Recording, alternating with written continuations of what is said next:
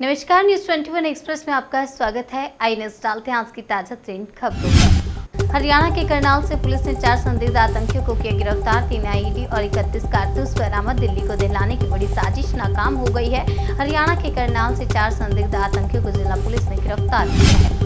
अब तक 14 एफआईआर और 141 गिरफ्तार। सीएम अशोक गहलोत बोले, बीजेपी और आरएसएस की थी दंगा भड़काने की साजिश। राजस्थान के पुलिस महानिदेशक एमएल लाठर ने जयपुर में बताया कि जोधपुर शहर में स्थिति नियंत्रण में है और शांति व्यवस्था बनाए रखने के लिए पुलिस हर संभव कदम उठा रही है।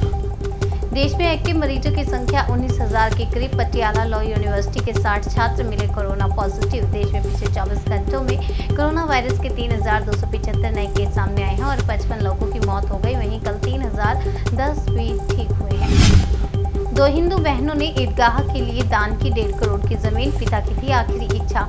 देश के अलग अलग हिस्सों से आ रही सांप्रदायिक तनाव की खबरों के बीच 2 बहनों की यह उदारता चर्चा का विषय बनी हुई है।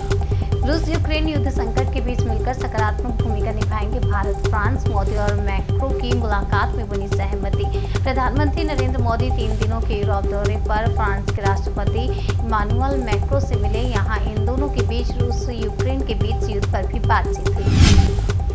ताजमहल में नो एंट्री के बाद अयोध्या पहुंचाए गए परमहंस आचार्य ने लगाया बड़ा आरोप। वे ताजमहल के आपको बता दें वो ताजमहल को तेजो महालय मंदिर बताते हुए पूजन अर्चन करना चाहते थे। प्रशासन ने रोक लगा दी थी और आपको बता दें उनका आरोप है कि उन्हें इसलिए प्रवेश नहीं दिया गया क्योंकि उन्होंने भगवा वस्त्र और धर्मदंड लिया था।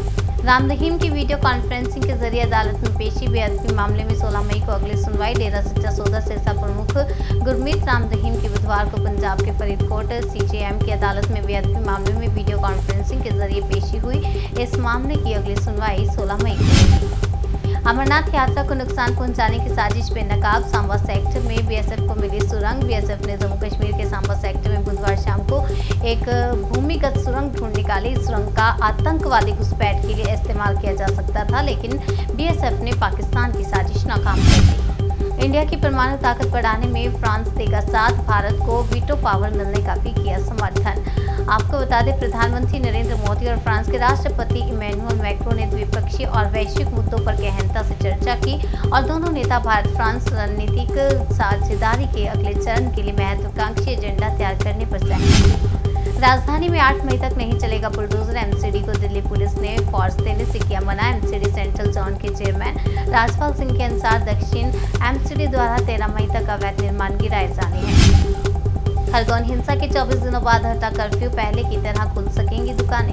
आपको बता दें पहले की तरह यहां पर दुकानें खुली हुई नजर आई हैं। कर्फ्यू हटने की पुष्टि sub divisional magistrate Milind Dhoke की ओर से की गई है। उन्होंने कहा कि प्रशासन द्वारा शांति समिति की बैठक के बाद ये निर्णय लिया गया। अब सभी दुकानें पहले की तरह खुल गई हैं। अगली खबर महाराष्ट्र से है। लाउडस्पीकर विवाद के बीच सांप्रदायिक तनाव पैदा करने के आरोप में नासिक में 150 मनसे कार्यकर्ता गिरफ्तार। पुलिस अधिकारी ने बताया कि कानून व्यवस्था की स्थिति सुनिश्चित करने के लिए सभी संवेदनशील स्थानों पर पुलिस तैनात की गई है। पाकिस्तान से रची गई साजिश। ड्रोन से आए बारूद और हथियार। हरियाणा के करनाल से 4 आतंकी गिरफ्तार। दिल्ली को दहलाने की बड़ी साजिश नाकाम हो गई है। हरियाणा के करनाल से 4 संदिग्ध आतंकियों को जिला पुलिस ने गिरफ्तार किया है।